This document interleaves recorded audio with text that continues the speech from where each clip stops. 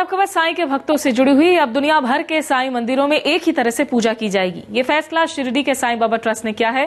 Trust का कहना है कि बाबा के दरबार में एक ही तरीके से आरती होगी, चाहे वो शिरडी का मंदिर हो या फिर कैलिफोर्निया का। ट्रस्ट ने इसके लिए साईं मंदिरों के पुजारियों को ट्रेनिंग देने का फैसला भी किया है।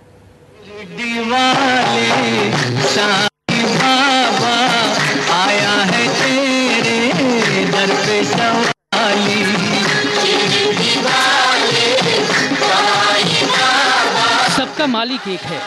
साईं बाबा का ये संदेश दोहराते हुए दुनिया के कोने कोने से लोग शिरडी के इस मंदिर पहुंचते हैं। कहा जाता है कि बाबा के पास जो सच्चे दिल से पहुंचा, उसकी मुराद जरूर पूरी होती है।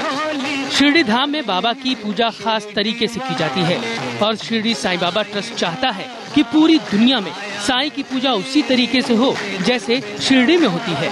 संस्थान ने दुनिया भर के सभी साईं मंदिरों से अपील की है कि वे अपने मंदिरों को ट्रस्ट में रजिस्टर कराएं, ताकि साईं बाबा के नाम पर अंधविश्वास और झूठे किस्सों को फैलने से रोका जा सके।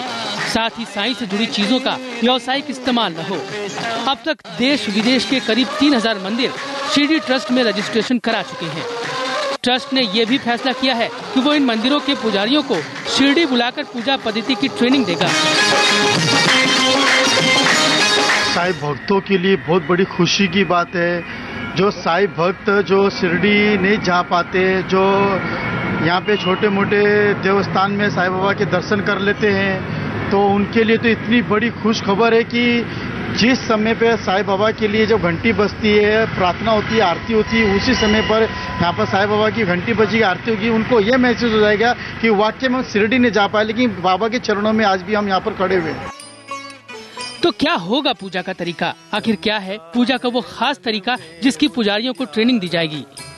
शिरडी का मंदिर, समय सुबह 4:30 बजे। इसी वक्त शुरू होती है काकड़ आरती। यह आरती शुद्ध घी से की जाती है।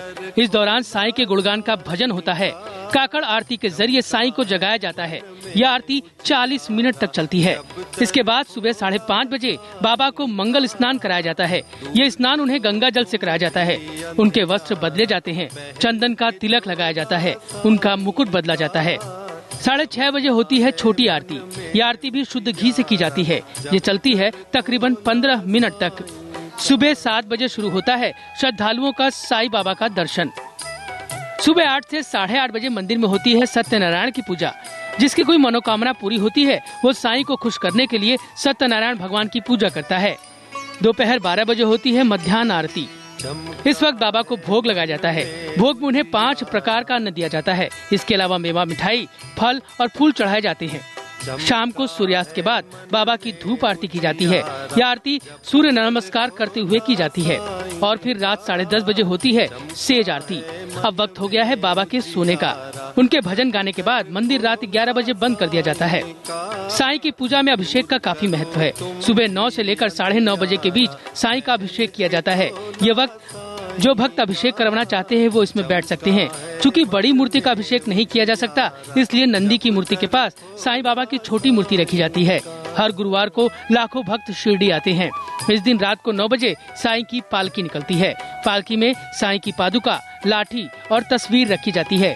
दूसरे मंदिरों के पुजारियों का कहना है कि वो बुलावा आने पर शिरडी जरूर जाएंगे। वो बुलाएंगे तो हम जरूर जाएंगे, वैसा बात नहीं। वो लोग जो बुलाएंगे ट्रेनिंग देंगे तो हम जरूर जाएंगे। हम लोग ट्रेनिंग भी करेंगे, ऐसे इंटरव्यू। शिरडी में पुजारी मंत्रोच्चार पर काफी ध्यान देते हैं। मंत्रोच्चार की भी खास शैली होती है। शिरडी ट्रस्ट चाहता है कि दुनिया भर के साईं मंदिरों में यही तरीका अपनाया जाए। इस तरह सबका मालिक एक ही नहीं होगा, उसके खास दूत यानी साईं बाबा की आराधना का तरीका भी एक हो जाएगा।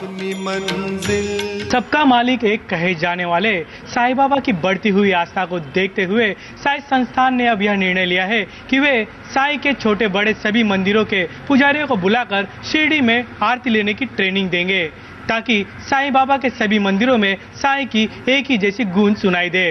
कैमरामैन दिनेश नागर के साथ मनोज चंदेलिया, मुंबई, IVN7।